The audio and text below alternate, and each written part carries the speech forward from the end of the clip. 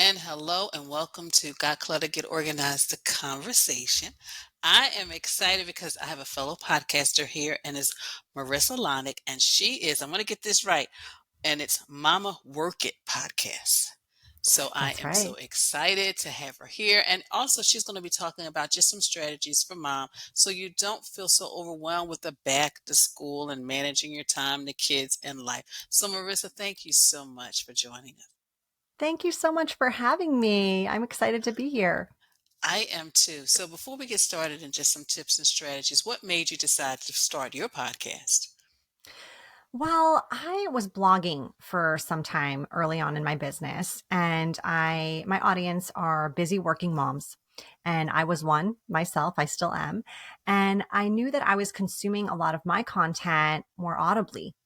And that just worked for my lifestyle. Like even to this day, 90% of the books I read, I listen to. So I love to write, but I thought I want to really reach my audience where they need to see it, hear it, where they're going to be able to best absorb the message that I want to give. So that was a big reason why I decided to enter the podcasting space. And it was on my 2020 goal list. We all know what happened in 2020. So it showed up fashionably late in January of 2021, but that's when the Mama Work It podcast launched. That is so exciting.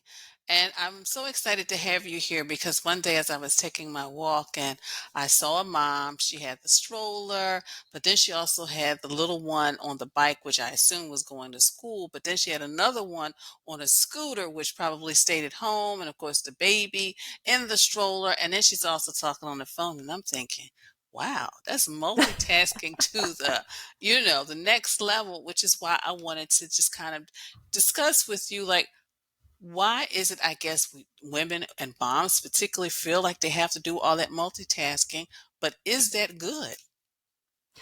Yeah, I love this question. And I think that those are the things we see out there, whether that's in real life or on the memes, on social media, or just what society's sort of painting this picture of is that when you multitask, you get more done.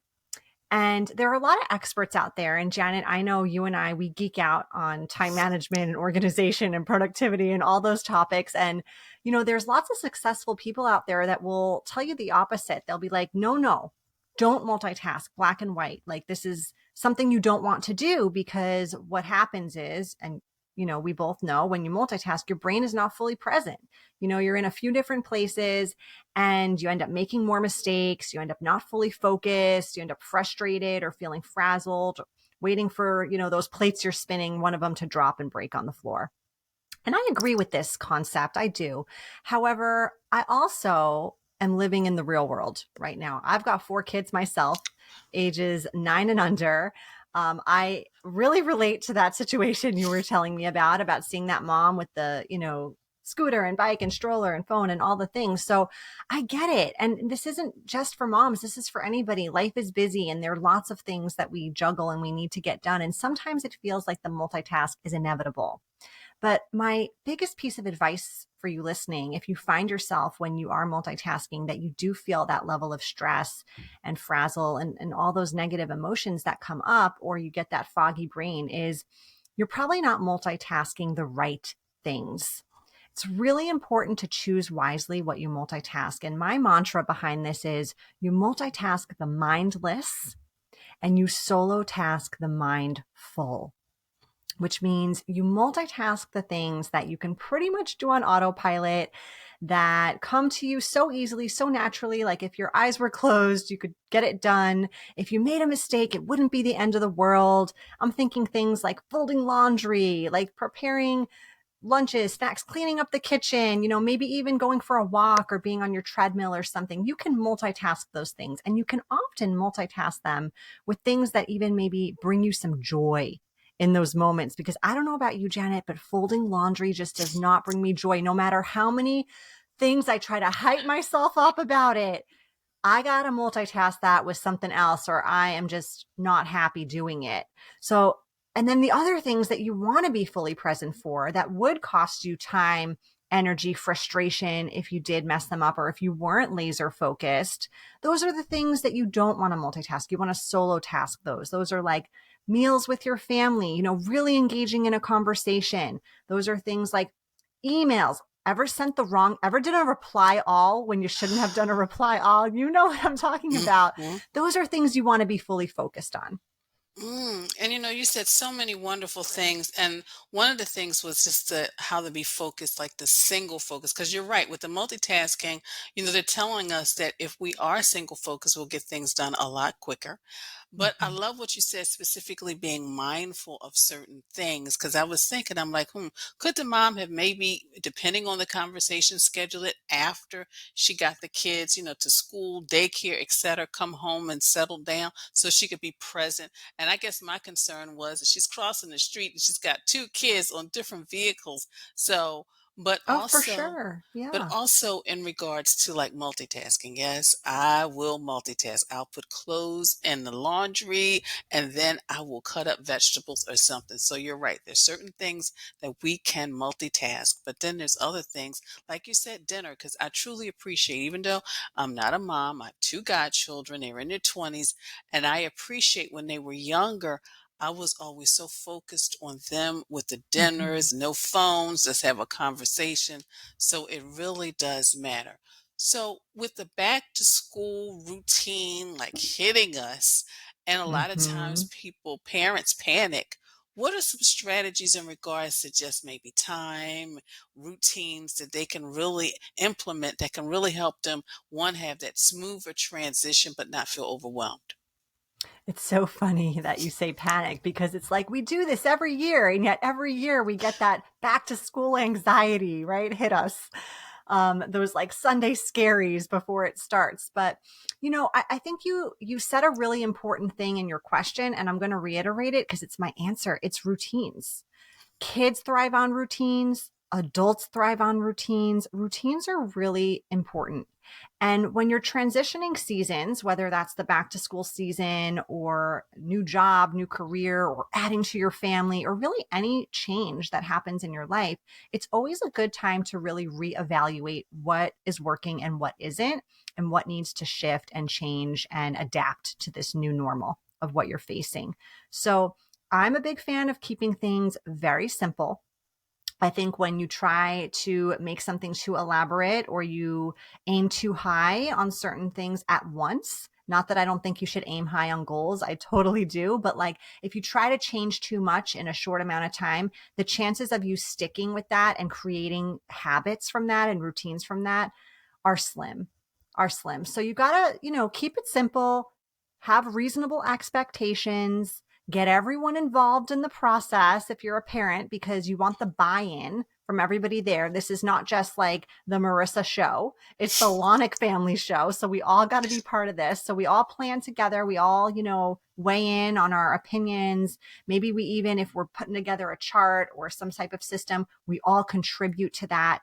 And that's what really helps too, because it's going to be likely motivating the first week or two, and then it's going to die down unless everyone's got the buy in there. Wow, that is some great advice. So, Marissa, how do you stay organized? Because you said, you've got four children and, of course, the spouse. And sometimes I hear from people like it's so hard really to stay organized with just one child. But how do you stay organized with four? You've got the podcast, you've got so many other things going on, plus your wife, your mom, you're involved in the community. How do you do it? I'd love to tell you I'm organized 24/7, but I'm not. I'm a human being, so I'm not. But I do think there are some practical things and things that we do here that help. So first and foremost, we set boundaries and limits. I hear from lots of other parents or lots of other people like that they're so busy and they're so committed to so many different sports and activities and things like that. And you know, maybe for some people that works, but for me, that would probably feel like too much and would make me feel like I was overscheduled. For example, even last summer, I had my kids in camps almost every week because I thought as a mom, I was doing the best thing for them to make their summer super fun. Well, end of summer, their feedback was this was too much. So this past summer, I was very intentional about being more, setting some more boundaries, giving them some more downtime in the summer and making sure they weren't scheduled to the max. And so even with activities and things like that, just know your limits, know your boundaries. And this is all coming from self-awareness. Are you someone who loves being social all the time? Or are you someone who really needs that downtime and that time to be at home and just hanging out and kind of without a planned schedule? So that's one thing. And then, of course, have a system, some type of organizational system. Your brain can only handle so much at once. Once things start swirling around and things are moving in and out and it feels really disorganized, that's going to translate into how your life feels in general. So anytime you can get things out of here and onto, whether that's a paper planner, whether that's a big whiteboard, whether that's an electronic calendar, to me, I don't recommend one particular system because I think everyone's lifestyles are different and whatever, feels right for them. But the two main rules of thumb that I like to follow are it's got to be simple to use, not overly complicated, not something that takes you 30 minutes a day to fill out. And then you don't even want to reopen that book again because you feel worn out just planning the day. And it's got to be consistent, something that you use on the regular. If you're not drawn to want to use it, well, what's the point? That is so good. That is so good, Marissa. And I do have just one more question for you because this is a question that was posed to me last week in a presentation. Someone has two calendars. They Mm. have work and they have personal. And in your opinion, should they be combined or should they still keep them separate? I would love because I feel as a mom and and all your expertise. What would you suggest? Ooh, it's a good question, Janet. I don't know if I have a great answer. I think for some people, they appreciate compartmentalizing those two schedules and kind of not letting one infiltrate the other. And for others, it's more of an organic kind of mishmash of it all. I mean, I think it depends on your personality. It depends on work schedule, life schedule, how that looks for you. Me personally, I have everything in one electronic calendar, but color coded for different things, right? Personal things are one color, work things are another because they come from two different email addresses typically and things like that. But really it's whatever feels good for you. And going back to that simple and consistent thing, if two calendars feels overwhelming, that's not simplicity. But if two calendars separates things to a point where it feels easier to absorb the information, well, then go for it. Thank you. Thank you, Marissa, because, I share that I too, like you, I have everything on one and I also color code so I can tell what is Janet and then what is work. So, but like you said, sometimes something may work differently for somebody else. And even like you said, I have an electronic calendar like so many people, but I need a planner. I need a planner. I need, a chart of all of my different appointments for the month just to kind of keep me on top of things. So thank you Mhm. so much, Marissa. Oh, this has been fun. This is a wonderful conversation. Of course, I could talk to you all afternoon. But how can listeners and also those just watching get in contact with you? Yes. So the best way to contact me would be to visit my website. It is www.mamaworkit.com, and that's spelled MAMA. And on there, you'll find lots of free resources, lots of ways to connect with me directly, subscribe to our weekly newsletter. You can schedule a free call to connect with me. I'd love to chat with you. And then on social media platforms, and Facebook and Instagram, I'm at the handle Let Mama Work It.